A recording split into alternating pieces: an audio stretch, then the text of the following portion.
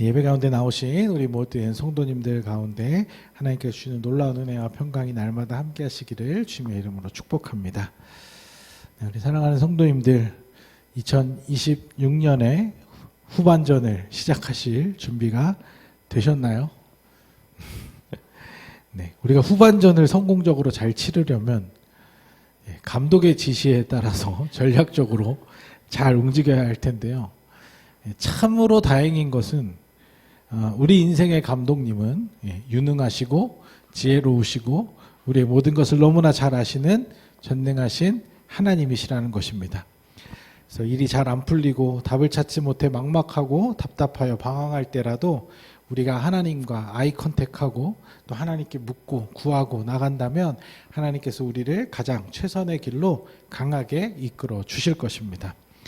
우리를 너무나도 사랑하여 주시는 그 지혜롭고 전능하신 우리 아버지 그 한 분만을 굳게 붙잡고 나아감으로 남은 하반기도 승리하는 삶으로 나아가시는 우리 모든 성도님들 되시기를 주님의 이름으로 축복합니다. 계속해서 사도신경의 고백 함께 살펴보려고 하는데요. 오늘은 죽음을 이기시고 다시 살아나신 예수님의 부활에 대해서 함께 살펴보고자 합니다. 자, 오늘 살펴볼 사도신경의 문장 함께 읽어보겠습니다. 장사된 지 사흘 만에 죽은 자 가운데서 다시 살아나셨으며. 우리가 예수님의 부활을 믿는다고 할 때 먼저 전제가 되어야 하는 것이 있는데요. 그 조건이 있습니다. 그것은 뭐냐면 예수님께서 확실히 죽으셨다는 것입니다. 너무 당연한 얘기죠. 죽어야 다시 살 수 있는 거니까요. 제대로 죽지 않았다면 다시 살아난 것은 부활이라고 볼 수 없다는 것이죠.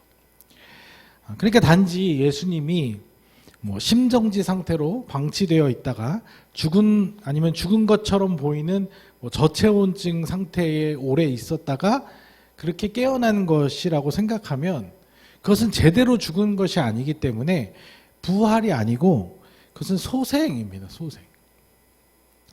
우리는 예수님의 소생을 믿는 것이 아닙니다. 우리는 예수님의 부활을 믿죠. 그렇기 때문에 예수님의 완전한 죽음 또한 확실하게 믿는다고 고백해야 한다는 것입니다.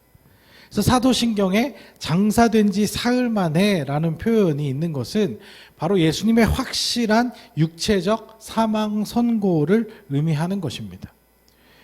왜냐하면 사흘, 그러니까 3일, 시간으로 하면 72시간 동안 다른 사람들이 예수님을 무덤에 장사 지낸 것이 확인이 되었다는 의미인 것이죠.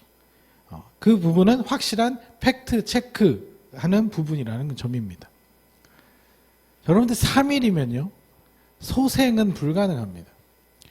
3일간 무덤에 머물러 있었다면 그것은 분명한 사망이라는 것이죠.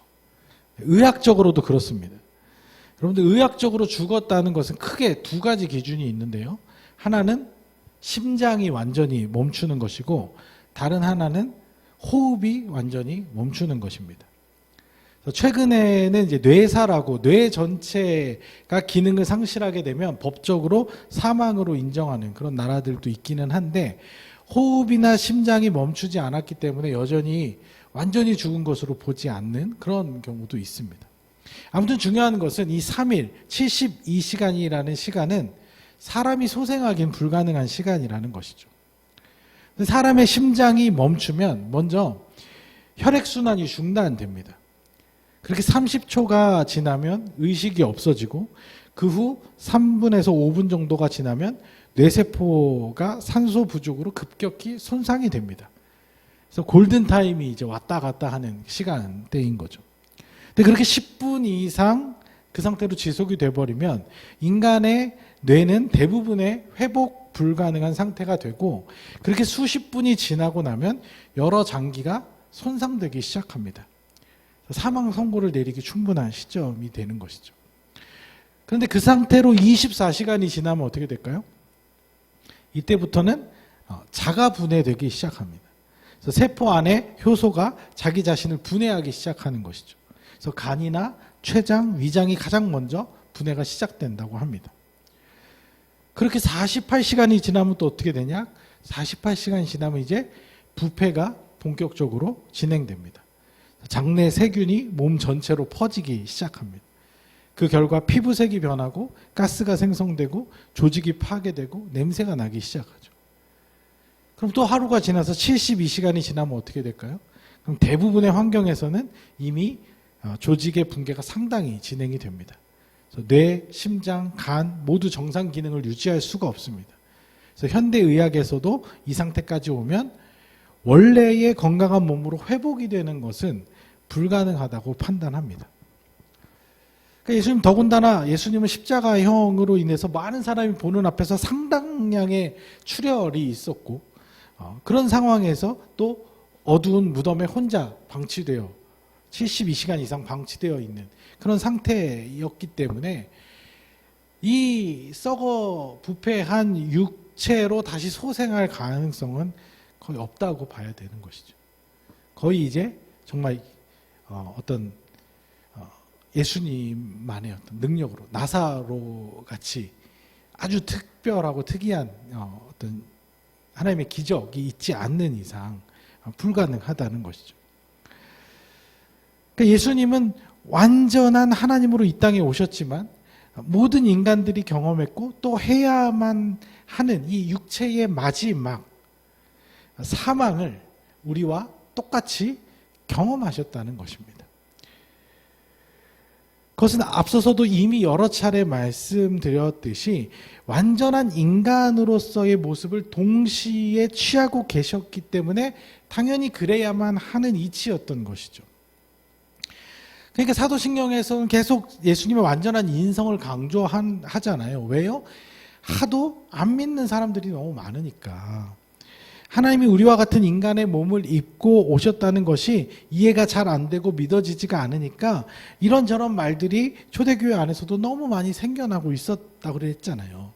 그러니까 그러네 예수님이 완전한 인간으로서 확실하게 죽음을 경험하셨다. 이것을 어떤 다른 어떤 하나님의 기적적인 어떤 특별한 것으로 그 죽음을 피해 갖고 이 육체의 어떤 부패와 이 사망 선고가 빗나가진 않았을까 이렇게 생각을 해버리면 그럼 부활도 이제 의미가 없어지는 거예요. 나사로는 다시 죽었잖아요.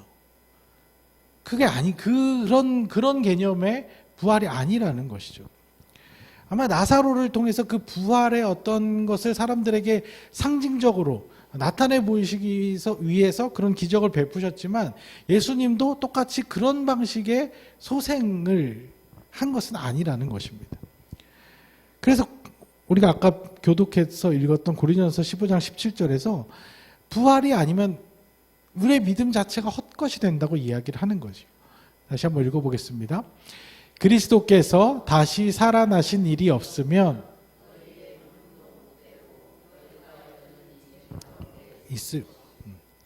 그러니까 이거는 뭐 이런 비유라고 할 수 있는데요. 지금 예수님의 부활이 중요한 것은 하나님이 인간의 몸으로 오셔서 완전한 인간으로서 우리의 모든 것들을 감당하셨다는 건데, 여러분들 그 정치인들이 선거 때 되면 시장에 많이 찾아오잖아요, 그렇죠? 그래서 시장에 와서 길거리 음식도 먹고 반찬거리도 사고 막 상인들과 악수하고 막 그러면서 막 이렇게 다닌단 말이에요. 이거 왜 하는 거예요? 나도 우리 시장 사람들과 똑같은 사람이다. 똑같은 서민이다. 그 얘기 하고 싶은 거죠. 그래서 나도 여기 사람들과 똑같은 국민의 한 사람일 뿐이라고 서민 코스프레를 하는 거죠. 근데 그 사람들은 그렇게 손 털고 가면 끝이에요. 선거 끝나면 잘 찾아오지도 않아요. 우리는 이거를 쇼라고 하죠, 쇼. 그들이 잠깐 하루 그렇게 시장을 돌아다니고 한 달 정도 그렇게 돌아다닌다고 그 서민들의 그 퍽퍽한 삶을 정말 알까요? 그 경제적 곤란함을 어떻게 압니까? 하루하루 먹고 살기 힘들어서 씨름하는 것을 어떻게 이해합니까? 그걸 살아보지도 않고 그렇게 진짜 되어보지도 않고 그냥 나도 힘들어, 정치인도 나름대로 힘들어 이렇게 엄살 부리면 누가 그 진정성을 받아줄 수 있을까요?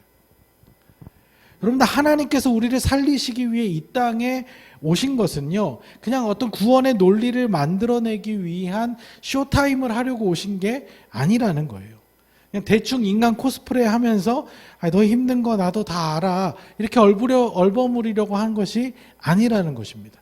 정말로 인간이 당할 수 있는 모든 고통, 육체적, 정신적, 사회적 모든 고난과 순환을 다 당하시고 어떤 인간도 해결할 수 없는 근본적인 공포, 바로 죽음까지 우리와 똑같이 다 당하셨다는 것입니다. 아니, 똑같이라고 말하면 안 되죠. 우리보다 훨씬 더 크게 겪으셨어요.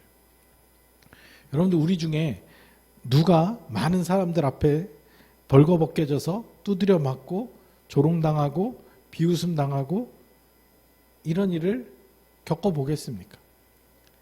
그냥 아파서 건강 악화로 자연사하는 것이 아니라 모든 사람에게 죄인으로 낙인 찍혀서 공개 재판 당하고 젊은 나이에 주변 사람들에게 얼굴 다 팔리고 부끄러움 당할 거 다 당하고 그렇게 죽으신 거잖아요.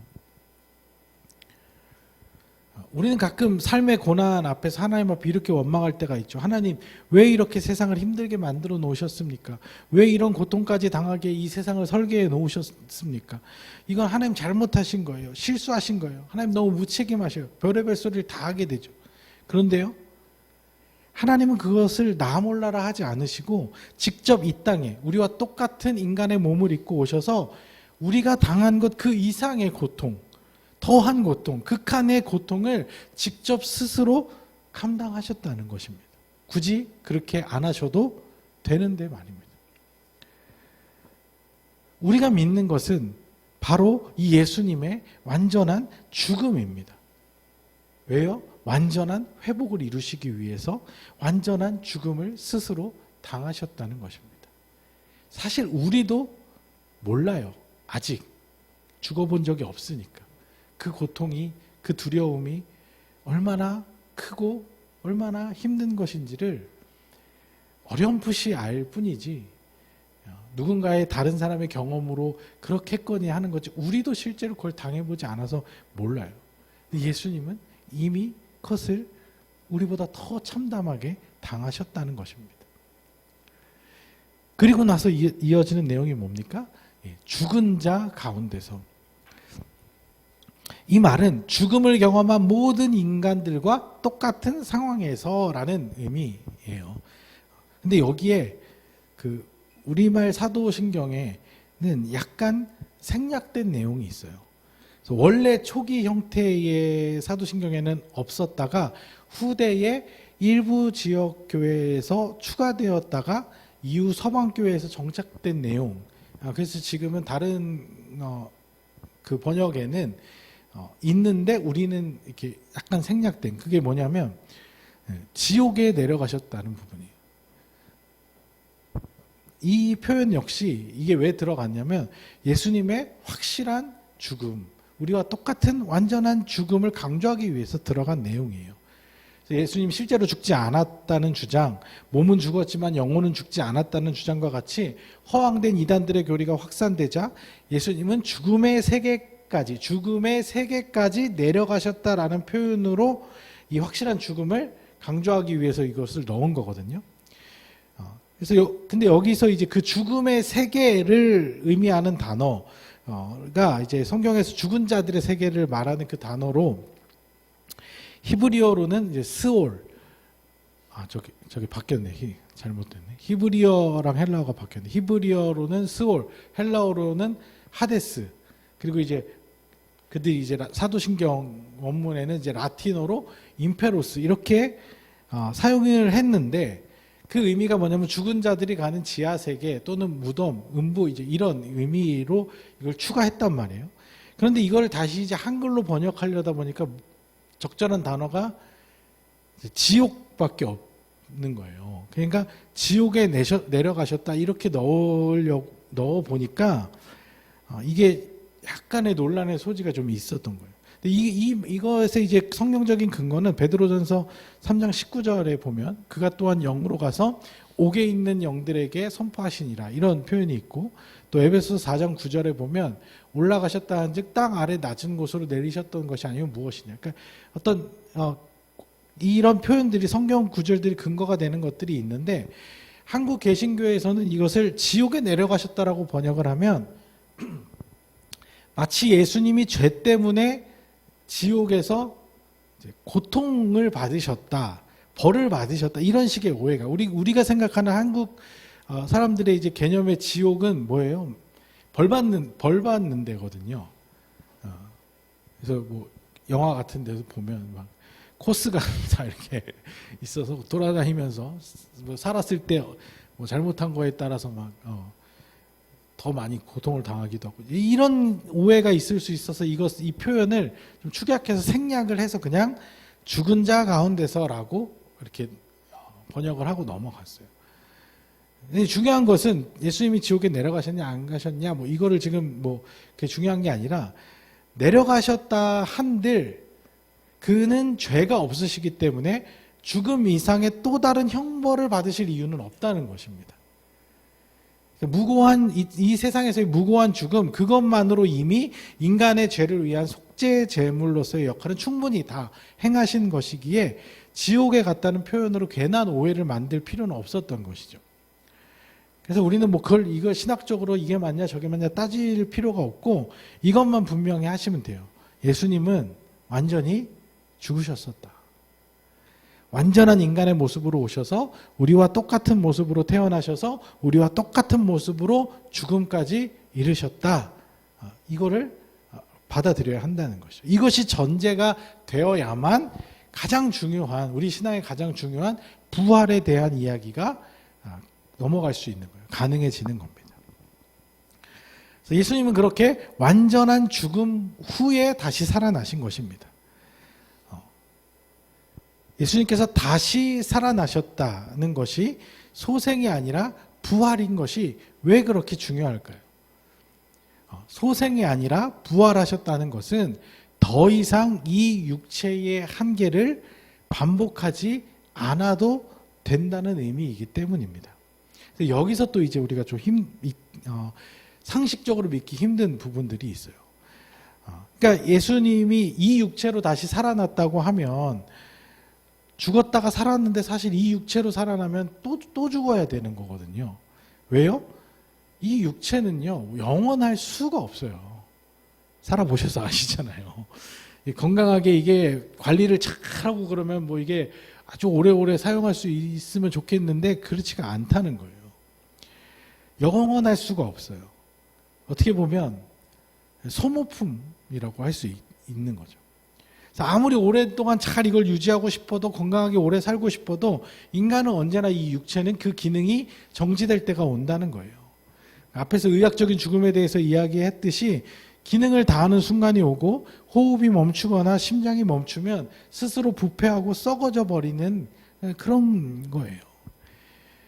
그러니 예수님께서 부활하셨다는 것은 절대로 이 육체로 회귀해서는 안 되는 것이죠. 예수님의 육체는 이미 부패가 시작되었기 때문에 그 육체로 소생하는 것은 자연적으로도 불가능하고 가능한 상황이었다고 하더라도 굳이 그럴 이유가 없었다는 것입니다. 그래서 여기서부터는 이제 과학적으로 증명하거나 논리적으로 설명하기 어려운 우리의 믿음이 반드시 필요한 영역이 시작이 되는데 뭐냐면 예수님 분명히 다시 살아나셨는데 우리가 그동안 전혀 경험해보지 못한 완전히 새로운 방식으로 존재하셨다는 거예요. 이에 대해서는 복음서의 마지막 부분에 여러 기록들이 있는데 사실 이걸 기록으로만 봐서는 이해하기 어려운 많은 부분들이 있습니다.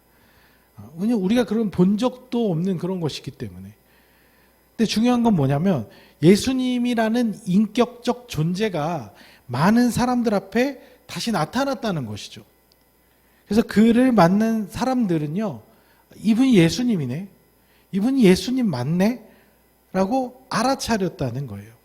그래서 엠마오로 가는 제자들 같은 경우에는 처음에는 못 알아봤어요. 전혀 못 알아봤어요. 근데 한참 이야기하면서 걸어가다가 나중에서야 내가 지금 이야기하고 있는, 내가 지금 대화하고 있는 이 상대가 예수님인 것 같은데 맞나? 그러다가 맞아, 이분 예수님이야, 이렇게 깨달았다는 거예요. 마리아도 어땠어요? 마리아도 처음에는 동산직인 줄 알았어요. 예수님인 줄 처음에 못 알아봤어요. 근데 나중에 보니까 그분이 예수님인데.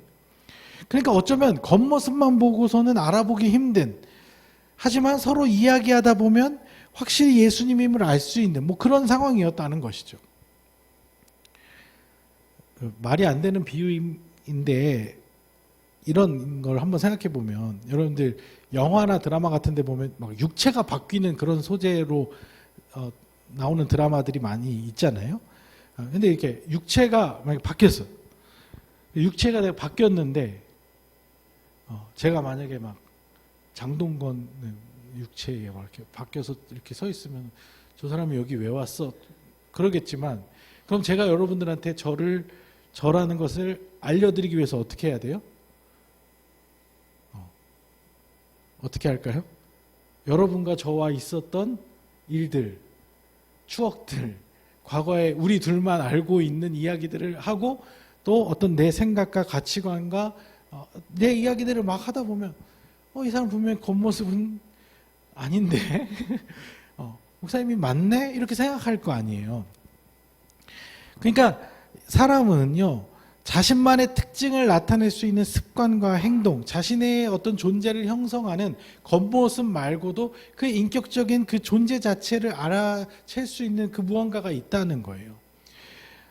그걸 우리는 이제 어떤 정신적인 영역이라고도 하고 아니면 영적인 영역이라고 이해를 하는데, 단순히 우리는 육체 이 껍데기만 가지고 내 존재가 다가 아니라고 말할 수 있다는 것이죠. 그러니까 예수님이 부활 후에 존재하신 방식은요, 굉장히 낯설어요. 여러 사람에게 동시에 나타내 보이기도 하셨고, 또 문을 열어주지 않아도 들어오시기도 하고, 그런데 또 확실하게 어떤 못자국 난 손과 창에 찔린 옆구리를 보여주시기도 하거든요. 그러니까 육체랑 비슷한 것 같기도 하고 아닌 것 같기도 하고, 베드로와 아침 식사를 하시잖아요. 그러니까 영 같은 걸로 존재하면 이 식사를 할 수가 없을 텐데 식사를 하시기도 하고요. 생선구이를 곁들인 아침을, 조식을 먹으시고, 굉장히 신기하고 이해하기 어려운 존재 방식으로 여러 사람들을 만났단 말이죠. 그래서 분명히 예수님이 맞는데, 확실히 예수님인 줄 알겠는데 이전 모습과는 또 완전히 낯선 그런 모습이 있었다는 거예요. 우리는 이 부분을 절대로 증명해내거나 재구현해낼 수는 없어요. 우리도 본 적이 없으니까. 근데 지난 부활절에 그 예수님 승천 퍼포먼스가 있었는데, 여러분들 보신 분들 있으시죠? 예. 예수님 크레인을 타고 저 하늘로 올라가는 저거를 굳이 재현해 내겠다고.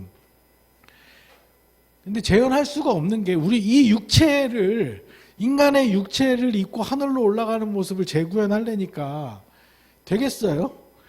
그러니까 이게 조금은 당황스럽고 어떤 사람에게는 굉장히 우스꽝스럽고 약간 억지스러운 것 같은 퍼포먼스처럼 보인 것이죠. 그러니까 이 부분은요, 사실 증명의 영역, 사실 확인의 영역이 아니라 아무도 모르는데 완전히 우리가 생각할 수 없는 새로운 어떤 존재 방식으로 다시 살아나셨다라고 우리가 믿어야 하는 믿음의 영역이라는 것이죠. 그래서 1차적으로 예수님 완전히 죽으셨어요. 모든 인간은 그렇게 죽음으로 다 끝이 났어요.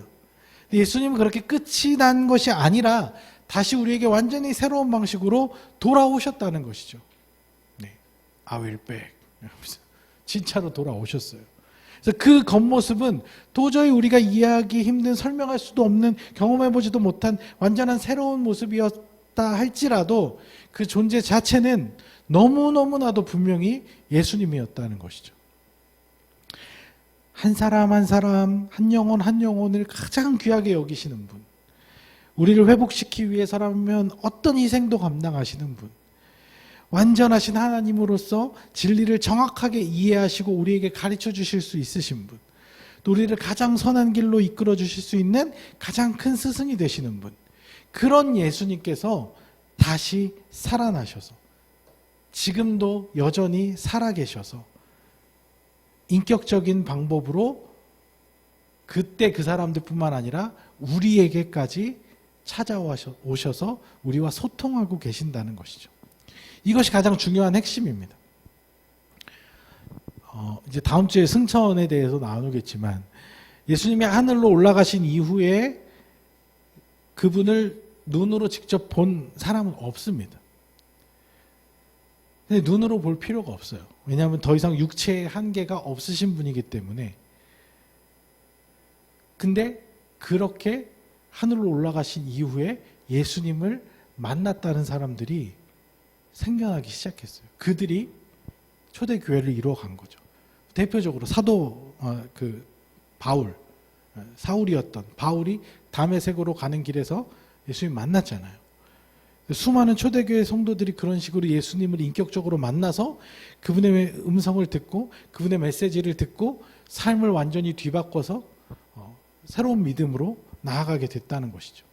그때뿐만이 아니에요. 수천 년 기독교 역사를 통해서 수많은 성도들이 말씀 속에서 예수님을 만나기도 하고 기도 중에 예수님을 만나기도 하고 또 예배하는 가운데 찬양하는 가운데 여전히 살아계셔서 우리와 소통하시는 예수님을 경험했다는 것이죠. 우리 중에도 그렇게 예수님을 만나고 예수님을 느끼고 예수님을 경험했기에 지금까지 이렇게 힘든고 어려운 상황 가운데서도 이 믿음을 포기하지 않고 하나님만 바라보며 나아가는 거 아니겠습니까? 근데 거기서 끝난 것이 아니라 지금도 부흥의 시대가 다 끝난 것 같고 교회가 다 엉망진창이 되는 것 같고 믿음이 다 사라져가는 것 같은 지금 이 시대에도 여전히 각자의 성도들의 삶의 자리에서 이런저런 모양으로 예수님을 만나는 사람들이 생겨나고 있고 앞으로도 그런 일들은 계속될 것이라는 것입니다. 우리도 마찬가지로 여전히 그 믿음을 확실하게 가지고 하루하루를 살아가다 보면 문득 우리의 삶의 자리에 예수님께서 우리를 찾아오셔서 우리의 이름을 불러주시고 우리에게 말씀하여 주시고 우리를 위로해 주시고 안아주시고 품어주시는 그 놀라운 경험들을 하게 된다는 것입니다. 여러분들 부활하신 예수님을 의심 없이 믿음으로 받아들이시길 축복합니다. 그 의미는 뭐냐면요. 오늘 지금 우리가 드리는 이 예배 이 자리에도 여러분들 곁에 여러분들 옆에 지금 우리와 함께 예수님이 함께하고 계신다는 거예요. 때로는 우리가 참 영적으로 쇠약해져서 그걸 잘 느끼지 못하고 그게 잘 가물가물해지고 그럴 수 있지만 아니요. 예수님 여전히 부활하셔서 살아계셔서 지금 하늘로 올라가셔서 하늘 보좌에서 우리를 위해 기도하시며 지금도 우리와 함께 하시고 여러분과 소통하길 원하시고 여러분을 만나길 원하시고 그래서 여러분의 삶을 정말 바르고 안전한 길로 이끌어 주시기를 원하신다는 것이죠. 여러분들 그 믿음으로 살아갈 때 우리는 이 힘든 삶을 살아가면서도 예수님을 만날 수 있는 그런 경험들을 계속 이어나갈 수 있게 될 것입니다. 여러분들 그 믿음 가지고 그렇게 날마다 예수님과 동행하는 삶을 살아가시길 주님의 이름으로 축복합니다. 예수님께서 살아계셔서 부활하셔서 우리의 주가 되시고 지금도 우리와 함께 계십니다. 그 믿음으로 승리의 삶 살아가시는 우리 모든 성도님들 되시기를 주님의 이름으로 간절히 축복합니다.